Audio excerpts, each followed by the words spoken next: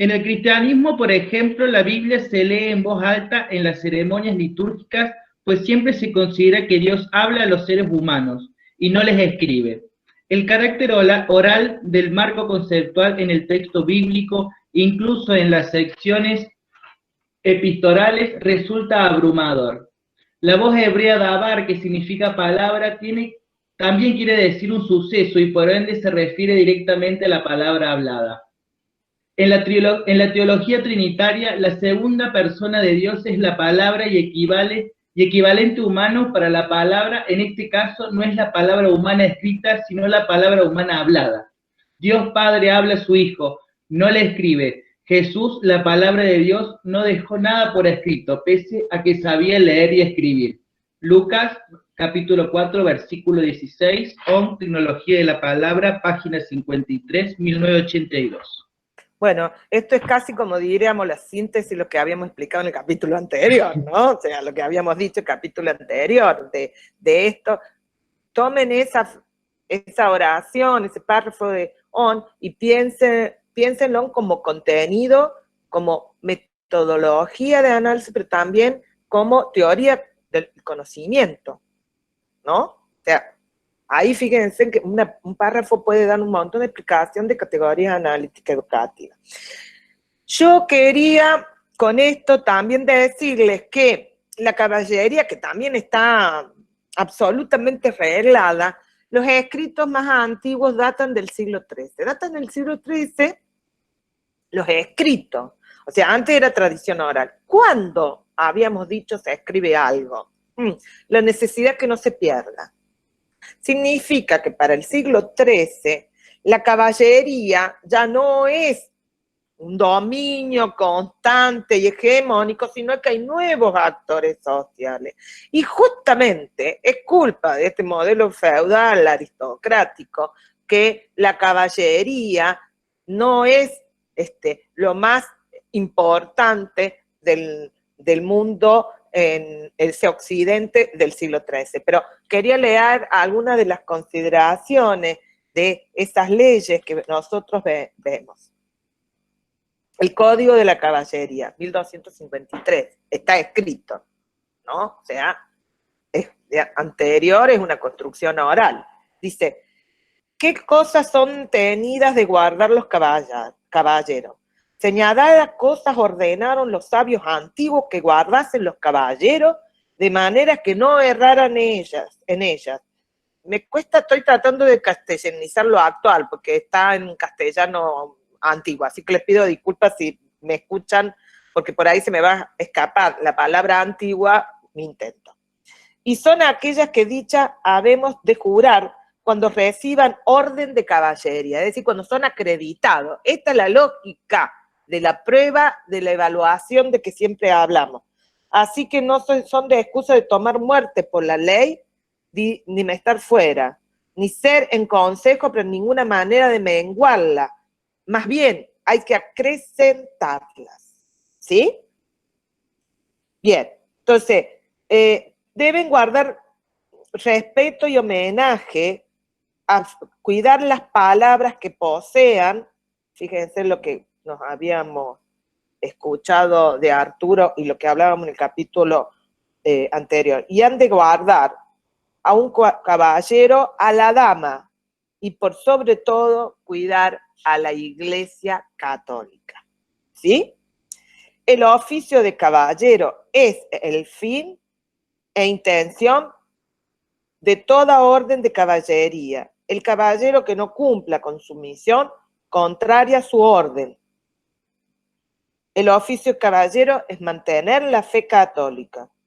Muchos son los oficios que Dios en este mundo ha dado a los hombres para los que les sirvan, pero dos son más nobles, más honrados y más cercanos, el clero y la caballería. O sea, el primer estado y el segundo estado, ¿no?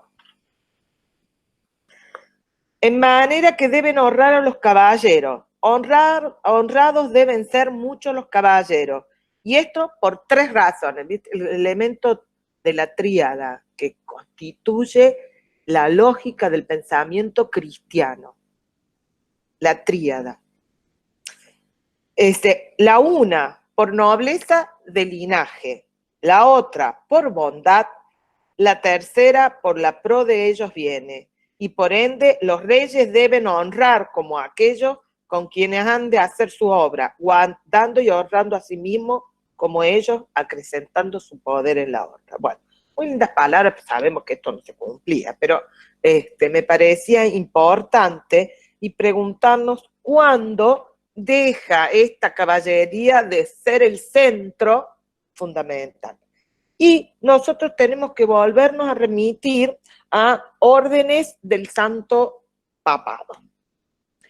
En el siglo XI, casi a fines del siglo XI, y ante la fuerza que Lilana en Oriente, que tiene Jerusalén, hay una película que se llama Cruzadas, y también medio romántica, pero cuenta cómo cae Jerusalén, en donde un papa solicita que se vaya a salvar a los santos sepulcros de Cristo. Esto lo van a ver perfectamente en el material del Atlas histórico. Yo no me voy a detener en la cuestión histórica y todas y cada una de las cruzadas, de las cuales algunos dicen que son 8 y otros que dicen que son 7.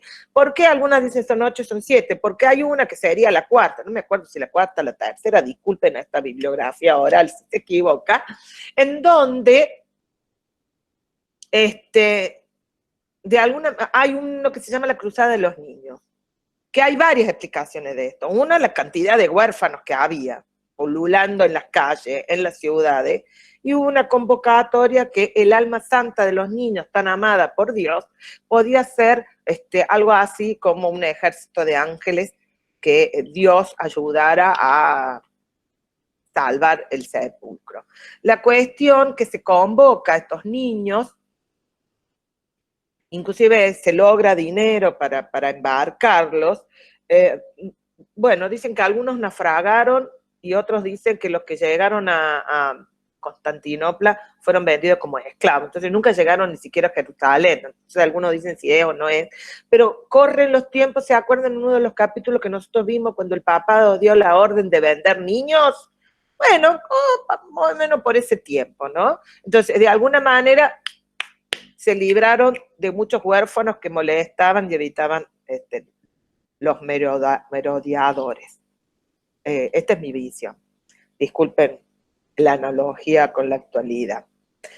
Pero lo cierto es que muchos conflictos entre hermanos, porque ya la tierra, los feudos están todos ocupados, ya sean eclesiásticos o laicos, vieron muchos nobles que no iban a heredar la posibilidad de convertirse justamente en sujetos de riquezas. Honra a la iglesia y de paso constituir, a medida que se toman la tierra al Islam, constituir feudos. Inclusive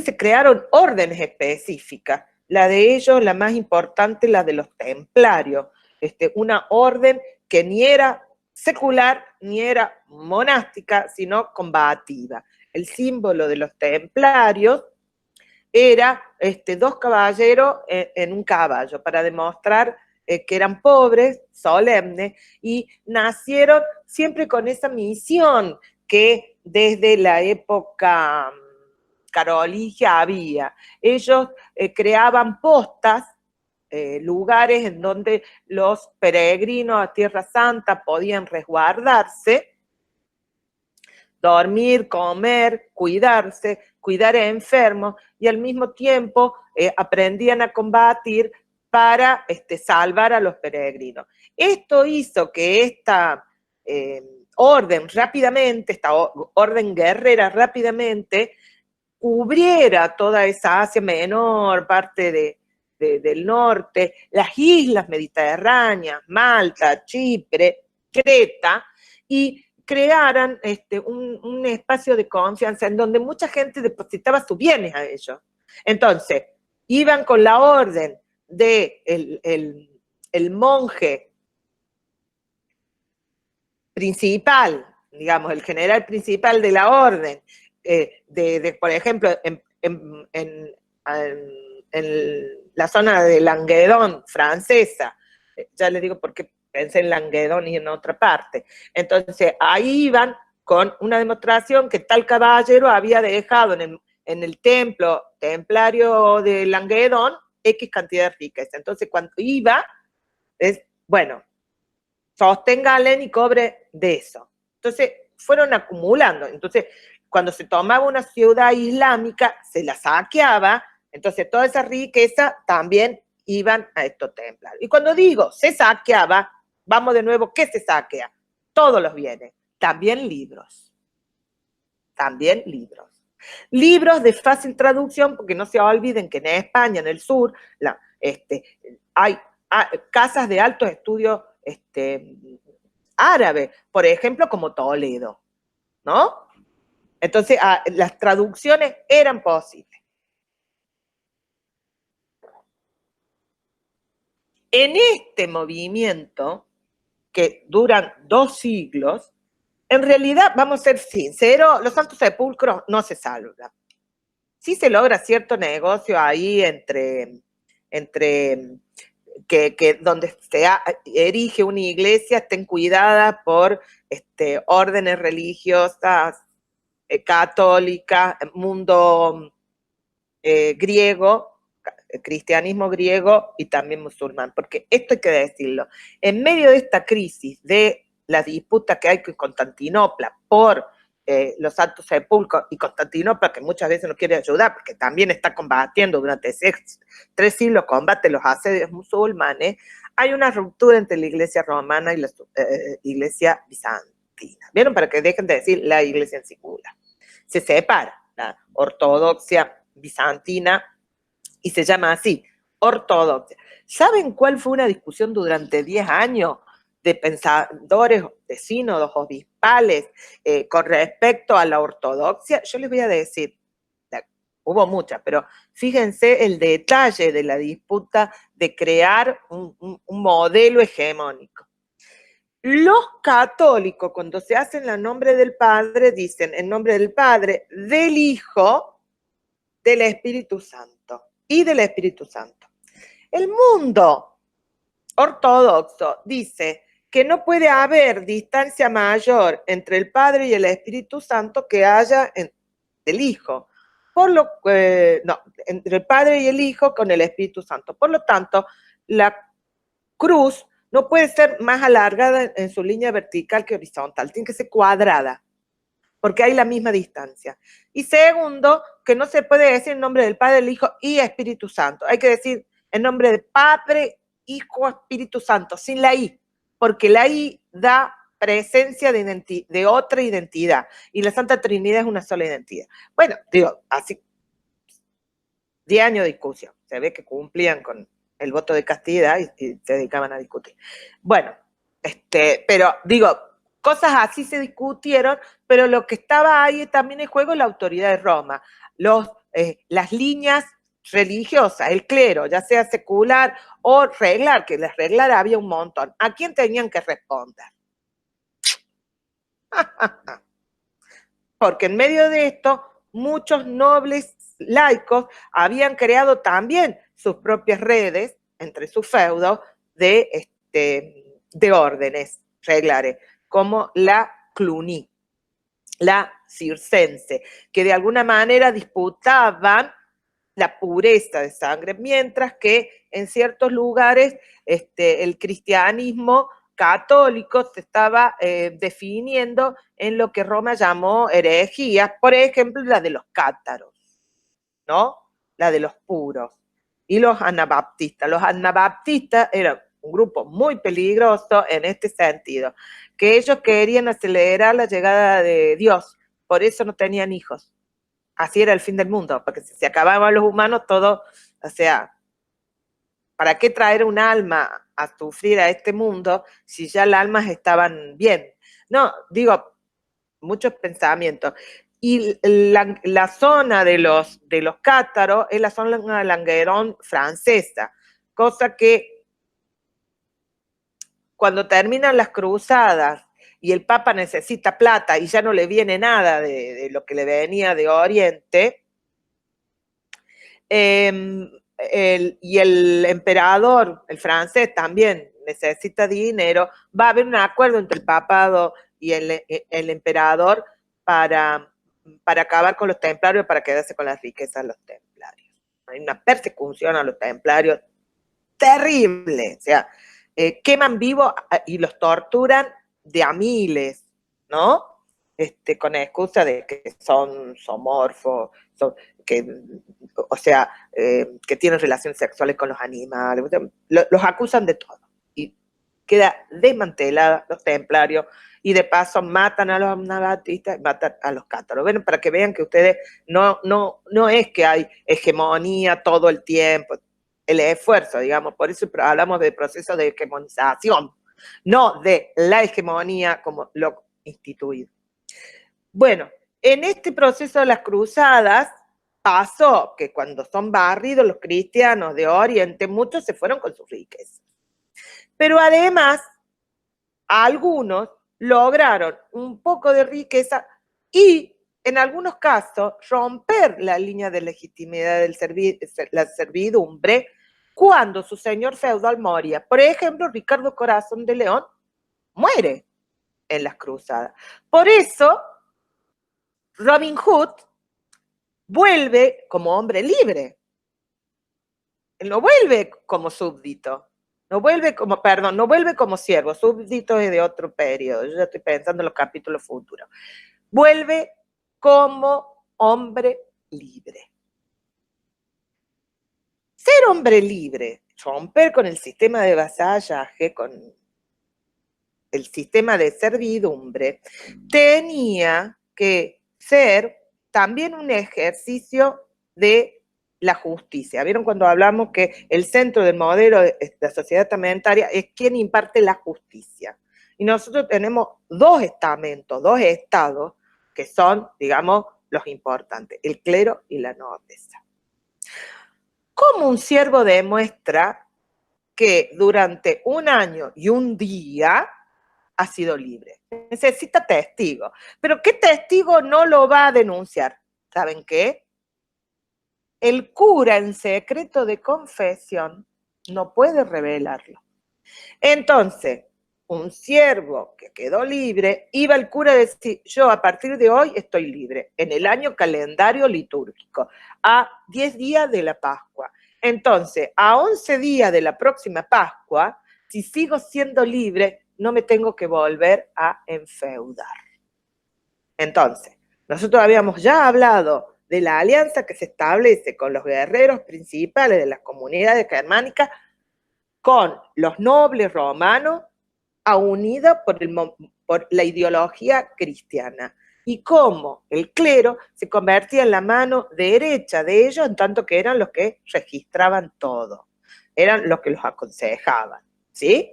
Y cómo en ese proceso de humilde hacen acumulación de riqueza en la iglesia. Y ahora hay un nuevo sujeto social, que son siervos, hombres libres, que también tienen que negociar con el clero. ¿Sí? Ahora, ¿pueden estar en el feudo? No, porque quien está en feudo es enfeudado. Y ahí están las ciudades. Las ciudades. Estos siervos liberados, que en algunos casos han logrado riqueza de los botines, de las tomas de las ciudades islámicas de Oriente, van a dedicarse al comercio. El nombre correcto que tenemos que utilizar en ese tiempo es mercaderes. Y entre ellos están mercaderías materiales de muy alto valor y también el intercambio de metálicos, es decir, cómo se hace el intercambio del valor. Por lo general, se sentaban en un banco y discutían cuál iba a ser el valor de intercambio en el banco. Así vamos a tener, entonces, mercaderes, comerciantes y banqueros, ¿no? De ahí viene la palabra banco. Sentarse a discutir el intercambio. Y estos especializados, que además tenían que saber, tenían que fijar escritura, porque vos podías estar negociando acá en Jerusalén para un pago que se hacía en París, ¿no? Entonces eran grandes distancias. y tenía que tener asegurado que alguien de Jerusalén, que sabía solo hablar en hebreo y que sabía solo islam, con alguien que sabía franco, y en el medio lo que pasaba, que hablaban véneto, lombardo, entendieran lo mismo. Y ahí de nuevo el latín es importante. Y ahí de nuevo la figura del escribiente, el escribano como un elemento que da fe de las transacciones, que todavía hoy tiene esta premisa de poner, doy fe a mi vista, ¿me entendés? Dar fe del acto, ¿no? Que no se puede discutir. Porque si no, Dios te va a castigar. Bueno, no siempre todos estaban de acuerdo con eso. Entonces, lo que se crea justamente en estos siervos liberados también es un problema de que el heredero legítimo de su señor lo busque. Y para ello, lo interesante es que esta apertura comercial que se da, estos intercambios comerciales, se hacen con el sistema de ferias. Ustedes deben conocer, en su barrio deben tener feria. Un día es acá, otro día allá. Bueno, el circuito de ferias permitía a los siervos que también pudieran esconderse y movilizarse para que el hijo o heredero de su señor feudal no lo encontrase. En el caso de Robin Hood se va al medio del bosque para que no lo encuentre, ¿no? Entonces, esta posibilidad del comercio, ser mercader, comerciante, crea un nuevo sujeto social, que además va a crear también un par que es, muchas veces se quedan a la vera de un castillo que resulta que como mercado muy rico en intercambio, porque también está ese problema. Es cierto que los feudos se autoabastecen, pero en cada lugar pueden llegar a tener una producción, digamos, un excedente de una producción más que en otro. Y puede faltarle algo. Si ustedes agarran la división de las regiones de Francia y el discusión de hoy de cómo se dicen las marcas, van a ver que acá está champagne, acá cognac, acá roquefort. Cosas que a ustedes les suenan como productos alimentarios, ¿no? Y por eso vieron que ya no se puede decir más champán, porque en realidad es una marca. Se tiene que decir espumante. No se puede decir más roquefort, se tiene que decir queso azul, porque está remitiendo a una zona. En la zona de Roquefort, en uno de esos procesos de invasiones, escondieron el queso. Y el que sabía en qué gruta estaba, se olvidó, se murió, nadie sabía. Años después, siguiendo a las cabritas, un pastor los encuentra y hay mucho hambre. Y efectivamente hay gusanito, hay moho, y se lo comen, y resulta que es riquísimo. Y ahí nace el Roquefort, ¿no? Bueno, en Champagne pasa lo mismo. Don Perignon, don es un cargo clerical. Es decir, se le arruinó, se le fermentó, ¡pah! No pudo hacer vino, tiene gas, es burbujita, está rico, dale. ¿Sí? Entonces, bueno, claro, tienen mucho coñac, pero no tienen queso. Entonces, estos mercaderes comerciantes que van de lugar a lugar, no solamente empiezan a intercambiar lo que traen de Oriente, sino intercambiar los excedentes entre feudos. O sea, la propia necesidad de la acumulación de riqueza de los feudos va a ser su contradicción. Por esa acumulación y la necesidad de intercambio. ¿Qué es lo que viene de Oriente que es tan importante, gente? A ver, Europa, no el clima de ahora, sino un clima mucho más anterior.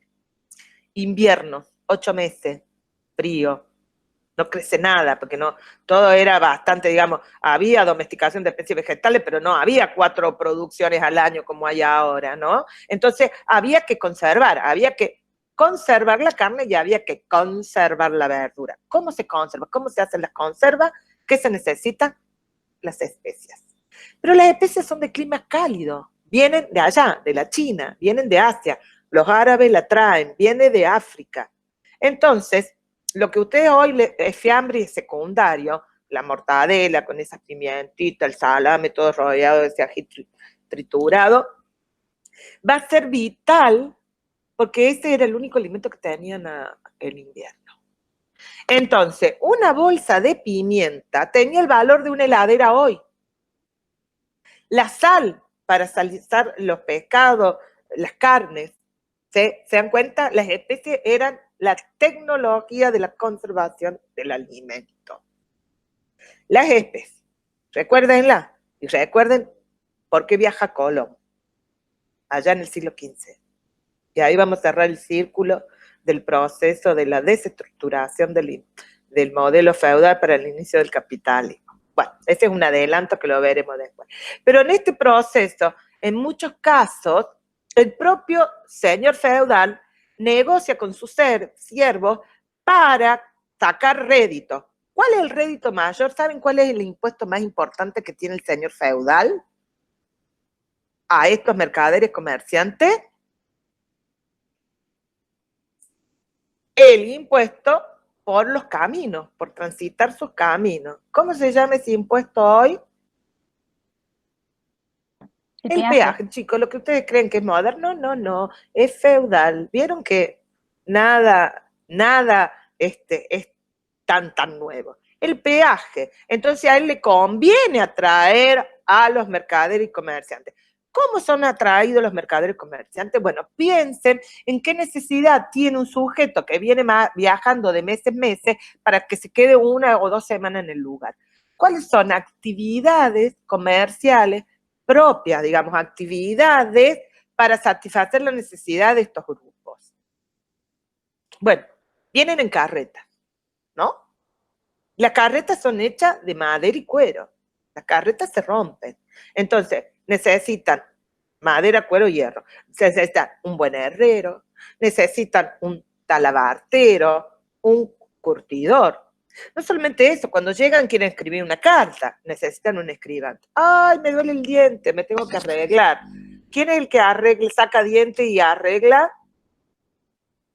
Arturo, ¿vos lo sabés? Barberos. El barbero. Por eso el símbolo del barbero es blanco, azul y rojo. Blanco por la piel, rojo por la sangre, azul por las venas. Por las venas rojas y azul por las venas oxigenadas. Bueno, digo, porque está tan de moda hoy las barberías con ese símbolo, que es medieval, chicos, medieval, se creen tan modernos. Ay, mi vida, qué poco modernos que son. Y están en todas las peluquerías y calculo que el 80% no sabe el significado del símbolo, digo, no lo saben, no lo saben. Bueno, es como decir, el símbolo de la medicina es la serpiente, ¿no? Y el símbolo del pecado es la serpiente. ¿En qué están vinculados eso? ¿Qué producción de conocimiento? Es así la vida, gente. Todo tiene una explicación histórica. Hay que encontrarla. Hay que estudiar un poco para esto. Bueno, decíamos, estos sujetos, bueno, quieren comer, quieren un lugar donde descansar, tiene que haber depósito donde guardar la mercancía y gente que la cuide, ¿sí? Tienen que cuidarlos. Fíjense la cantidad de actividades. Se les rompió la ropa, necesitan un sastre, el zapato. Bueno, empieza a haber un conglomerado de vida que es urbano, pero no un urbano que vive del campo, sino un urbano que vive de actividades urbanas. Y esto es la génesis del modelo urbano nuestro de la modernidad, ¿no?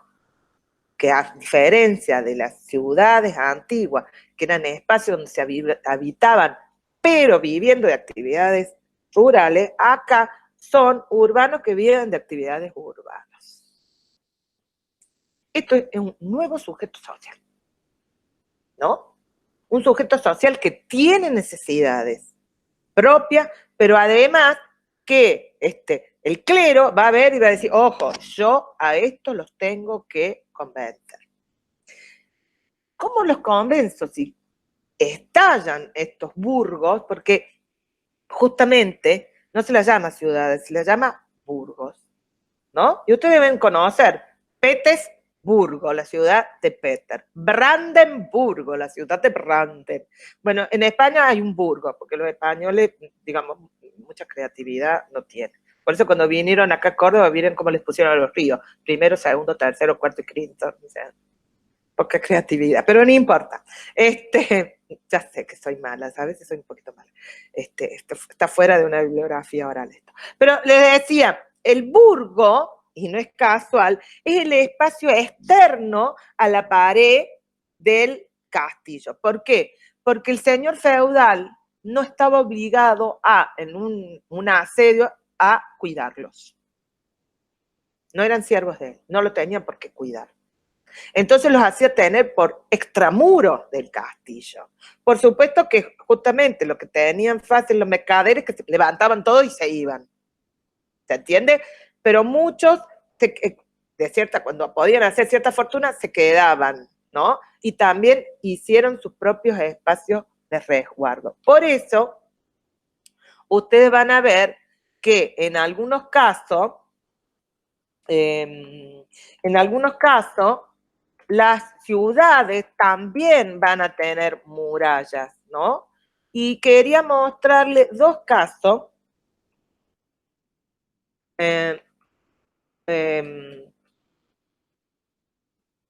Dos casos particulares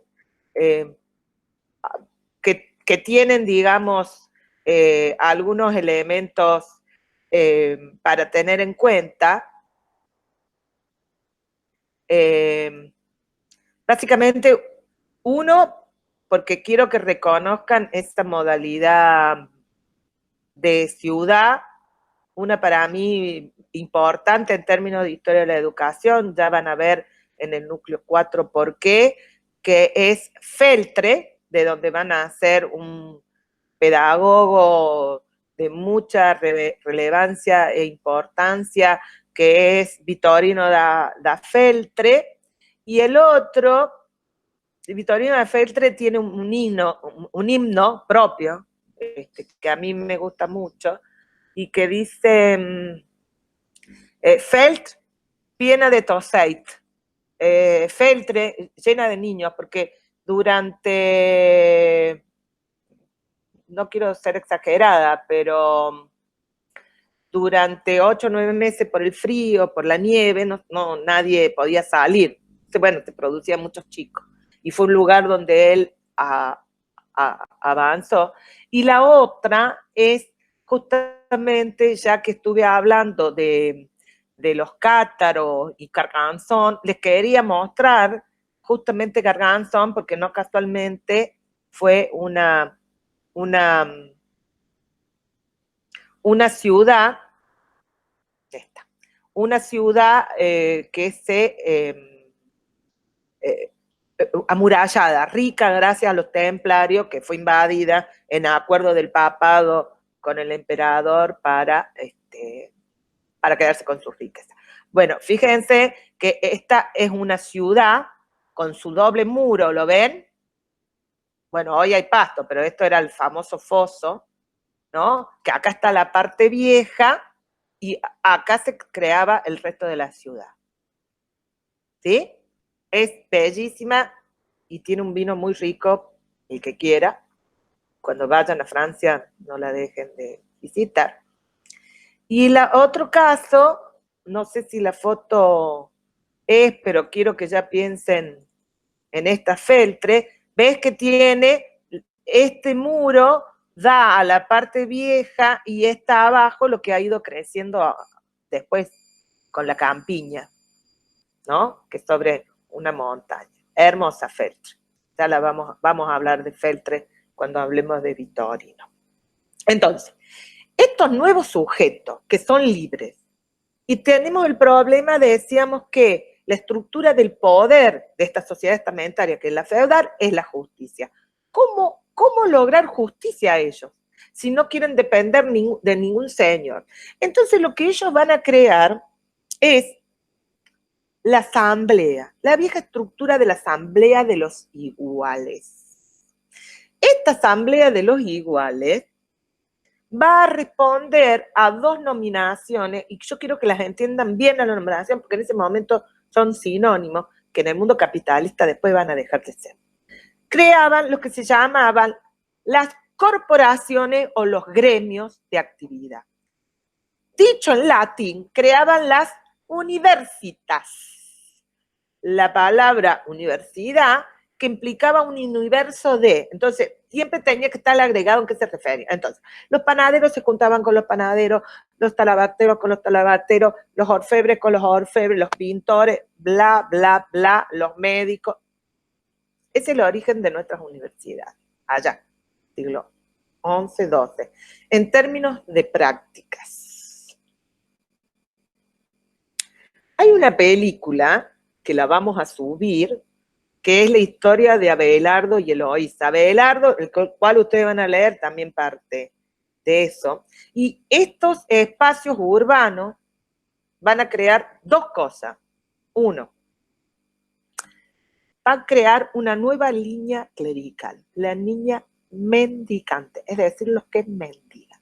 Algunos de ustedes deben conocer la historia de San Francisco de Asís. Asís es una ciudad económicamente importante. Hijo de un tendedero, es decir, un tipo que tenía tiendas de tela, que estuvo en las cruzadas San Francisco. O sea, si alguien conoce la historia de San Francisco, la puede relatar en un foro. Y que dice que un día se volvió loco, tiró todas las riquezas del padre y se dedicó a mendigar. Es decir, una nueva orden religiosa que no respondía ni a la línea secular de esas catedrales y parroquias que vuelven a tener riquezas y otras nuevas, ni ese espacio cerrado clerical. Ahora van a tener que surgir y van a surgir el modelo del fraile. Cura, monje y ahora tenemos el fraile. El fraile que ni es parroquia, ni es catedral, ni es monasterio, sino que vive en conventos. Una nueva modalidad, las líneas mendicantes, que son algo así como recuperemos, ojo, que se están enriqueciendo, recuperemos esa vida del cristianismo primitivo, porque lo cierto es que el clero, y especialmente el clero secular que vuelve a tomar, el clero de las ciudades, que vuelve a tomar fuerza, ha encontrado entre los libros que han traído desde Oriente otro Aristóteles, el Aristóteles de la física. Han encontrado la risa, han encontrado que no hay problema con la acumulación de riqueza. Es decir, ya le están diciendo a esa vieja patrística tan basada en la idea de la dialéctica platónica, que hay otra forma de mirar. Y esa nueva forma es lo que llamamos la escolástica, la escolam, es decir, cómo hacer la escuela, cómo hacer la línea de pensamiento. Acá vamos a dejar este capítulo, porque la escolástica nos exige un esfuerzo particular, pero además tienen otras bibliografías escritas, en este caso, para prestarle atención. ¿Qué es la escolástica? El próximo capítulo lo vamos a ver.